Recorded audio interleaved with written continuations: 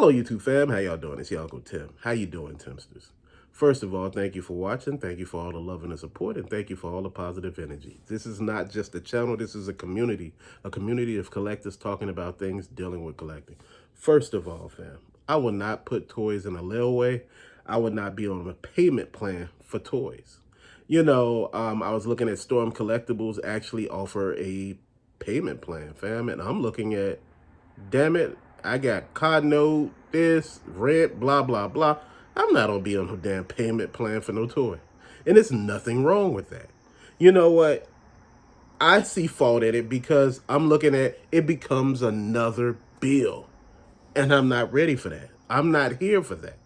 And again, it's okay if you are there for that. Again, we are not all created equal. Our pockets are different. We all are in different tax brackets. And I'm okay with that. I could buy Storm Collectibles, but I'm like, man, I understand quality is a beautiful thing. 1/6 is like what? A foot tall? So you're looking at that, fam, and you're thinking a foot tall toy with all of that detail. It's not really an action figure. It's a collectible. It's a posable doll. And you're looking at it, fam, and you're like, man, but you're trying to tell yourself that this figure is actually worth it. $350, tax $400. So you looking at the door, you looking at everything else, you looking at, damn, how am I gonna get this in this house? Foot figures take up a lot of damn room. They're fantastic to pose. They look amazing. It makes your collection pop.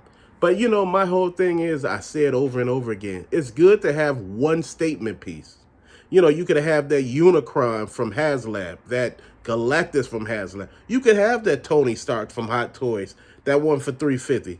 You could have that. But, my thing is, then you can have your collection around it. You don't have to have all 1 foot tall figures. You could have the regular figures like you got here. It's nothing wrong. We got to live in our means. I don't live above my means. I live within my means because I understand there are things that happen that, don't supposed to happen. And, you over here putting all of this on this. I budget what I want to spend on toys within a month. And if I reach that budget, fam, that's about it. I pick up Hot Wheel cars after that. My whole thing is it's only so much of money that I'm willing to push towards this hobby. Again, this is not an investment. Hot Toys is not an investment. These are situations that if you find the right hot toy, it may go up in value and you may get a return on your initial investment. Okay, I get it. But fam, I want to explain this to you. You got to know what all of this entails. Like I said, I put this figure as one.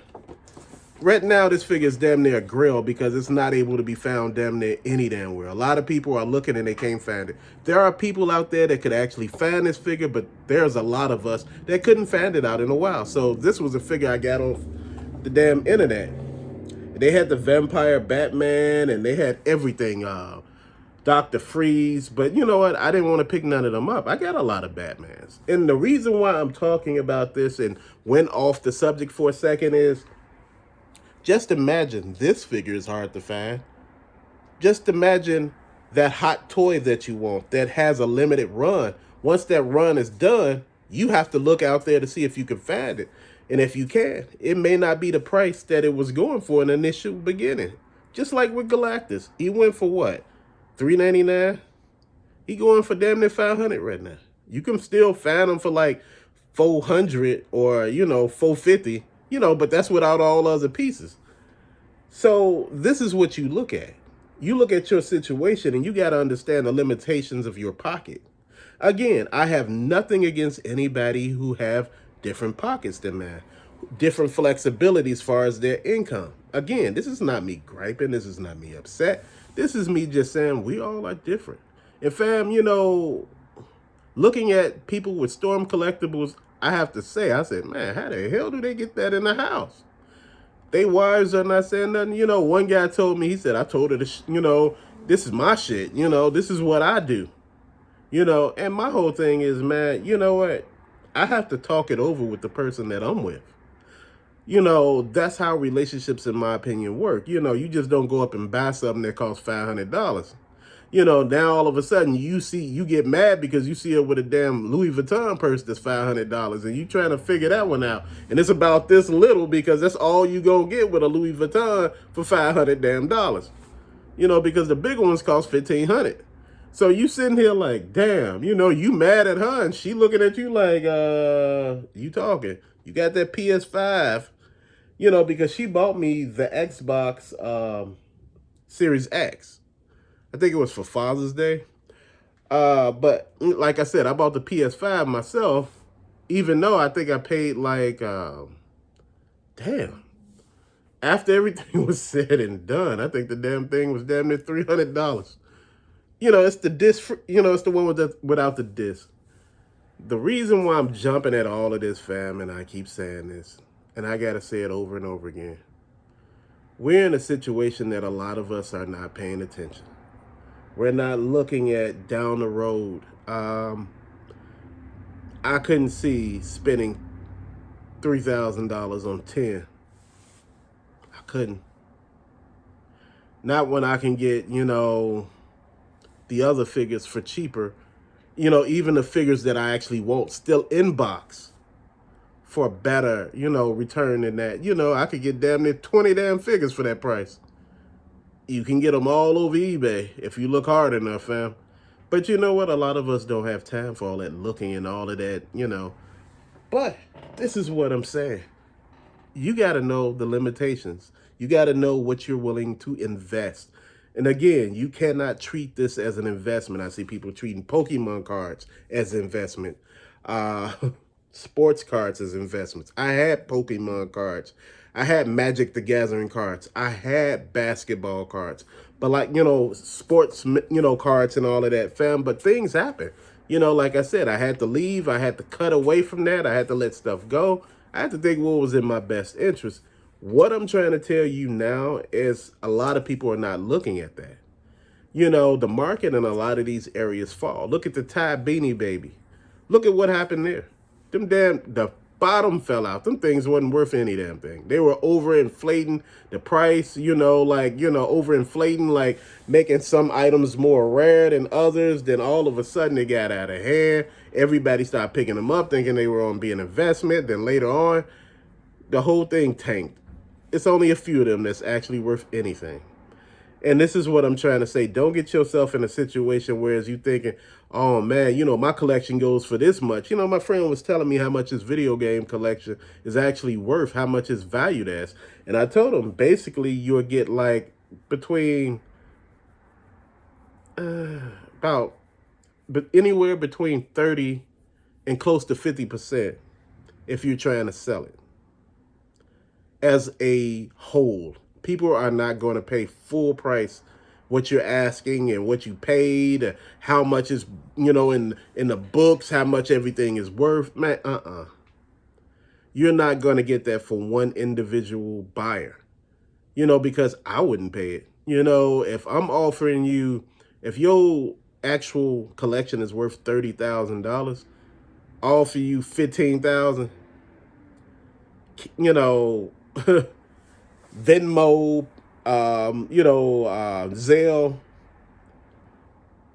getting you 10,000 Zelle and 5,000 in cash, a lot of people would take it. See, a lot of people, know the value, like, hell, that money, I need it now. I could go get this stuff again. And that's the way I look at the whole collection. This is the way that I look at this hobby, fam. I could get this stuff again. May not be the exact same stuff, but I could go get it again. And this is how I look at it. This is why I say, don't go down that rabbit hole if you're not ready to invest money and time and frustration.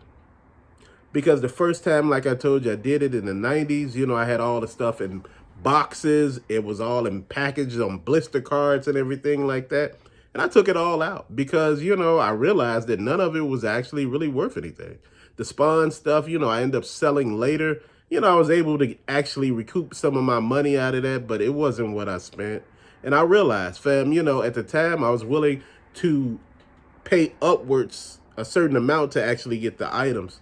People made it available for me real quick. And, that's why I was getting this stuff so quick.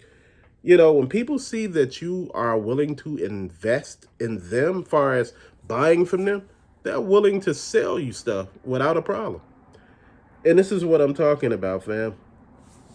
Before you jump into Storm Collectibles, take gradual steps. If you're new to this hobby, do Final Faction first. Seriously, from the Dollar Tree, $1.25. Do those first. That way, if you don't really like the hobby, you can get rid of them. You can give them to like your kids or something. Then move on. If you like it, you can move on to something bigger, like, Motu or G.I. Joe, Power Rangers, Transformers, Voltron, Zoids or whatever. Just thinking about all that. Marvel Legends, just looking at it. Super 7, NECA. You can move to all of that stuff. But after you're done with that and you want something better, then you can move on. But my whole thing is, if you want to move on, if you already got the collection started, you can sell your collection to actually get into hot toys. You get what I mean? You can sell your pieces. Now, a lot of people say inbox stuff sells way better. But sometimes the stuff that sells loose, it still sells really good too. You can make your money back. You can flip this stuff and get straight into hot toys. I thought about it. I said I could flip these Joes. I could flip these DC Multiverse, the Motu, the Marvel Legends, the Thundercats. I could sell all that damn stuff, fam. I could get ready to. I could sell the Transformers that I got. But you know what? I don't want to sell all that stuff. It's fun. I love my collection. And see, I love my video games. I thought about could sell some of that stuff. But you know what? I don't want to be into it like that. I don't want to get rid of, my shoes and things like that. And people ask me, how often do you wear your shoes? In the summer, well, I try to wear a pair like once a week. Fluctuate, rotate with them, but you got to be careful. And, with your collection, you always got to be careful. Because there are people that watch you. They look at your feet. They look at what you got on. People pay attention. Don't make yourself a target. Just keep that in mind. Far as everything else, talking about porch pirates and everything, they see you steady getting packaged. People, you got to make sure you're careful with what you do, because some people will actually try to break in and steal your stuff because they see too many packages delivered. So this is the stuff that I'm talking to a lot of you all about. Just keep this in mind. Your hobby is your safe space. It's the place that you like to go and be like, well, I enjoy my hobby. I like to sit back and, pose the figures or look at my basketball or baseball, football cards or hockey cards, Pokemon cards. I like to read my comic books. I had a ton of those. People ask me over and over again how I was able to afford all this damn stuff. You forget, this stuff wasn't super expensive until the pandemic happened. All of this stuff before the pandemic was cheap. All the video games were cheap. Not super duper cheap, but they weren't expensive. You could still get Nintendo stuff Red 9 for cheap because, again, that market, the bottom done fell out. You remember everybody was picking up consoles trying to sell them? It was like some of the highest selling stuff. Now nobody ain't trying to sell consoles because nobody home. This is the thing that we're looking at, fam. And this is the thing that I want you all to look at. This is why this hobby, this is why I say you need to dabble in a little bit of everything. Get your feet wet. If you want to do hot toys, don't do the super duper expensive one. Get one, trade in or sell something that you have that you might think is a little valuable for you could get your foot in the door. Sell your Serpentor, your Dr. Mindbender or something like that. Get your foot in that door. People will buy it. You get right there and you be like, man, I got my hot toy already, the one I want. I got that Iron Man already. Nobody can tell you what to do with your money. If you sold some of your stuff to get that money to buy that, nobody can tell you a damn thing. Now, if this money coming out of your check, and I got to hit the house first, that's a different thing. This doesn't affect the house. This is already here. You get what I mean? It's already here. You can sell some of your shoes, some of your video games, some of your comics, some of your cards, some of your stuff to get your foot into the door. But one thing I'm not going to do is put toys in a damn layaway. And I'm not going to be on a payment plan for toys, fam. It just don't work for me. It's nothing wrong with it. It ain't nothing wrong with it. And I'm not trying to hate on anybody that do it. I'm just saying, for me, no. You know, it rubs me the wrong way because I'm like, yeah, I got a lot of shit already that I'm paying for right now. That ain't it. You know, but to later, fam, thank you so much for watching. Check out some of the other videos, fam. To later, peace out.